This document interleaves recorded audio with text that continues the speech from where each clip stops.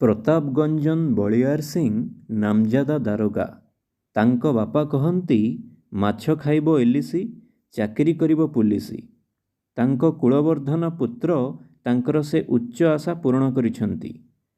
ଦାରୋଗା ପରି ଦାରୋଗା ଜଣେ ବଳିୟାର ସିଂ। 5 ହାତିଆ କଳା ମଚମଚ ଷଣ୍ଢମାର୍କା ଦେହରେ ଖାକିର ଇସ୍ତ୍ରୀକରା ପୋଷାକ, ବୋତାମ ଗୁଡ଼ାକ ଦାଉ ଦାଉ କରେ। ସୁନା ଖିଲମରା ଛାମୁଦାନ୍ତ ଗୁଡ଼ାକ ତା ସାଙ୍ଗକୁ ଚକଚକ କରି ଉଠନ୍ତି। ୟା ବଡ଼ା ମୁହଁକୁ ୟା ବଡ଼ା ନିଶ। ସେପରି ଦାରୋଗା ସେ ତାଲୁକାରେ କେବେ ଦେଖାଯାଇ ନଥିଲେ। ସ୍ୱାମୀଙ୍କର ପଦମର୍ଯ୍ୟାଦାରେ ଦାରୋଗା ପତ୍ନୀ ସମଧିକ ଗର୍ବିତା। ଡେପୁଟି ବାବୁଙ୍କ ସ୍ତ୍ରୀଙ୍କ ସଙ୍ଗେ ତାଙ୍କର କାହା ସ୍ୱାମୀ ବଡ଼ ଏ ବିଷୟରେ ତୁମୁଳ ବାଦାନୁବାଦ ହୁଏ। ଡେପୁଟି ଗୃହିଣୀ କହନ୍ତି, ତମ ବାବୁ କିଛି ଦୋଷ କଲେ ଆମ ବାବୁ ତାଙ୍କୁ ଜେଲ ଦେଇପାରିବେ। ଦାରୋଗା ଗୃହିଣୀ ପ୍ରତ୍ୟାକ୍ରମଣ କରନ୍ତି, ଜେଲ ସିନା ଦେଇପାରିବେ, ହାତରେ କଡ଼ି ଦେଇପାରିବେ ନାହିଁ। ତମ ବାବୁ କିଛି ଦୋଷ କଲେ ଆମ ବାବୁ ତାଙ୍କୁ ହାତକଡ଼ି ଦେଇ ବାନ୍ଧି ଆଣିପାରିବେ। ଡେପୁଟି ଗୃହିଣୀ ନିଆଁରେ ଲୁଣ ପଡ଼ିଲା ଭଳି ଫୁଟନ୍ତି। ଶେଷକୁ ତାଙ୍କର ବ୍ରହ୍ମାସ୍ତ୍ର ପ୍ରୟୋଗ କରନ୍ତି। ଆମ ବାବୁଙ୍କ ଦରମା ଦୋହରା। ଏ ତାତ୍ତ୍ୱିକ ଯୁକ୍ତି ଆଗରେ ମୁଣ୍ଡ ନୁଆନ୍ତି ଦାରୋଗା ପତ୍ନୀ, କିନ୍ତୁ ପ୍ରତିଶୋଧ ନେବାକୁ ଛାଡ଼ନ୍ତି ନାହିଁ। ଦାନ୍ତ ଚିପି କହନ୍ତି, ଏ ଦେଶଟା ତ ନିମଖାରାମ। ଅନ୍ୟ ଦେଶ ହୋଇଥିଲେ, ପାକିସ୍ତାନ ହୋଇଥିଲେ ଦରମାଟା ନିଶ୍ଚୟ 2 ଗୁଣ ହୋଇଥାନ୍ତା। ସ୍ଥାନୀୟ ହେଡ଼ମାଷ୍ଟରଙ୍କ ପତ୍ନୀ ପାନ ଚୋବାଇ ଚୋବାଇ ମଧ୍ୟସ୍ଥି ହୋଇ ସମାଧାନ କରନ୍ତି, ନାଇଁ, କିଏ ବଡ଼ କିଏ ଛୋଟ ନୁହେଁ, ଦିହେଁ ଦିହିଁକି ବଳନ୍ତି। ଦେଖୁନ ଆମ ବାବୁଙ୍କ କଥା, କିଏ ତାଙ୍କୁ ପଚାରୁଛି? କିନ୍ତୁ ସେ ନଥିଲେ ଦେଶରେ ଡେପୁଟି କି ଦାରୋଗା କେହି ନଥାନ୍ତେ। ସମସ୍ତେ ଗଜମୂର୍ଖ ହୋଇ ବସିଥାନ୍ତେ। ହେଲେ କିଏ ବୁଝୁଛି? ଯାହା କହିଲ ଭଉଣୀ ସତ, ଦେଶଟା ନିମଖାରାମ। ଏଭଳି ଦାରୋଗା ବାବୁଙ୍କ ସୁନାମଧନ୍ୟ କୁକୁର ସୁଲତାନ।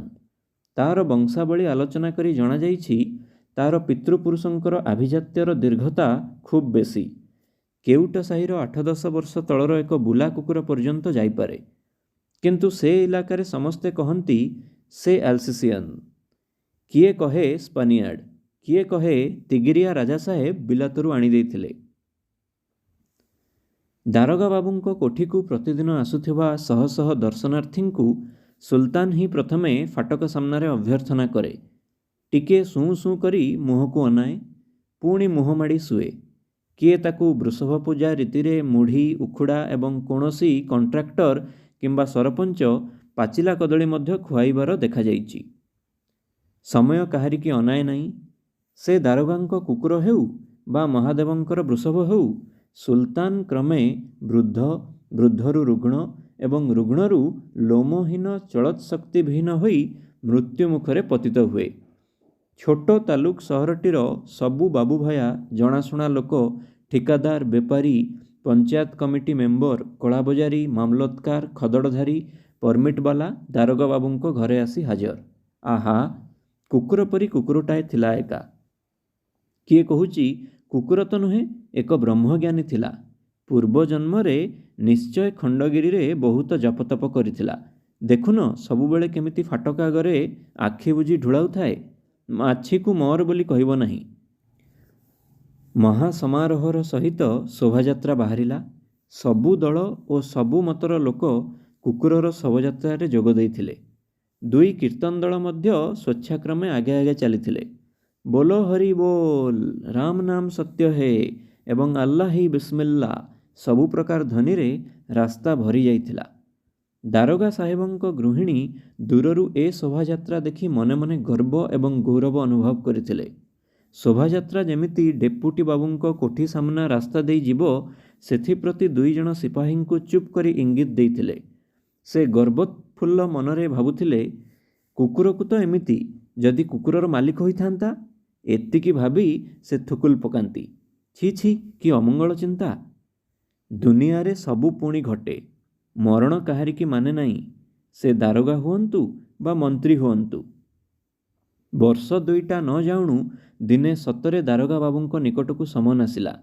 ବେଶୀ କିଛି କାରଣ ନାହିଁ, ମାତ୍ର 3 ଦିନ ଜ୍ୱର। ତାପରେ ଛାତି ଘଡ଼ ଘଡ଼, ବେଶ ଖତମ। ଚାରିଆଡ଼େ ଶୁଣାଗଲା, ଆହା, ଦାରୋଗା ବାବୁଟା ଚାଲିଗଲା। ଠିକାଦାର ବାବୁ ଟିକେ ଉପାସ ବୋଧ କଲେ। ଅଣ୍ଟା ଖୋସା ତ କମ୍ ଦେବାକୁ ପଡ଼େ ନାହିଁ। କାମ ଥାଉ ବା ନ ଥାଉ। ତାପରେ ଶବ ଉଠିବ। ବହୁତ ଧରାଧରି କରି କେତେଜଣ ଲୋକ ଜୁଟିଲେ। କିନ୍ତୁ ଏତିକି ଲୋକରେ କ'ଣ ଏଡ଼େ ବଡ଼ ମୁର୍ଦ୍ଦାର ଉଠିବ ନା ଦାହ କରିହେବ? ଥାନାର ସିପାହୀମାନଙ୍କୁ ଶେଷରେ ଡକା ହେଲା। ଦାରୋଗା ବାବୁଙ୍କ ସ୍ତ୍ରୀ ଘରର ଗୋଟାଏ କଣରେ ପଡ଼ିଛନ୍ତି। ପିଲାଗୁଡ଼ାକ କେଁ ଭେଁ ହେଉଛନ୍ତି। କ'ଣ ହେଲା? ସବୁ ସରିଗଲା। ଡକା ପାରି ପାରି ସ୍ୱାମୀଙ୍କର ଶେଷ ଯାତ୍ରା ଦେଖିବା ପାଇଁ ସେ ଦୌଡ଼ି ଆସିଲେ। କିନ୍ତୁ କାହାନ୍ତି ଲୋକ? 2 ବର୍ଷ ତଳର ସେ ଦୃଶ୍ୟଟା ସଙ୍ଗେ ଆଜିର ଏ ତାରତମ୍ୟଟା ତାଙ୍କ ଆଖିକୁ ପ୍ରଥମେ ପୀଡ଼ା ହେଲା। ଏତେ ବୁକୁଫଟା ଦୁଃଖ ଭିତରେ ବି ତାଙ୍କ ହୃଦୟରେ କ୍ରୋଧ ଜାଗି ଉଠିଲା। ସେ ମନେ ମନେ କହିବାକୁ ଲାଗିଲେ, ସମସ୍ତେ ନିମ ଖାରାମ।